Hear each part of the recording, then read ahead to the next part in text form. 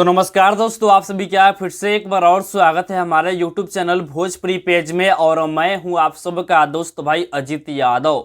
दोस्तों, जैसा कि आप सभी को पता होगा कि अभी खेसारी लाल यादव जी का बनारस में होली गीत का शूटिंग चल रहा है। और दोस्तों देखिए, बनारस में ही समर सिंह जी का भी होली गीत का शूटिंग चल रहा है। और दोस्तों, उनको जैसे ही पता चला समर सिंह को कि खेसारी लाल यादव भैया भी बनारस में ही शूटिंग कर रहे हैं, तो बनारस में खेसारी लाल यादव जी के शूटिंग सेट पर समर सिंह खेसारी लाल यादव जी से मिलने पहुंच गए, जो कि तस्वीरें सोशल मीडिया पर जमकर वायरल भी हो रहा है। और दोस्तों देखिए, तीन तस्वीर समर सिंह जी अपने सोशल मीडिया फेसबुक पेज के माध्यम से शेयर किए हैं।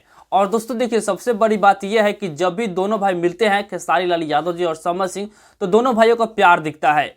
और समर सिंह जब भी खेसारी लाल यादव से मिलते हैं तो फोटो जरूर शेयर करते हैं, जो कि आप लोग इस वीडियो में देखे हैं। तो ये एक अलग ही इन दोनों का प्यार है, जो कि इस प्यार को समर सिंह बरकरार रखते हैं।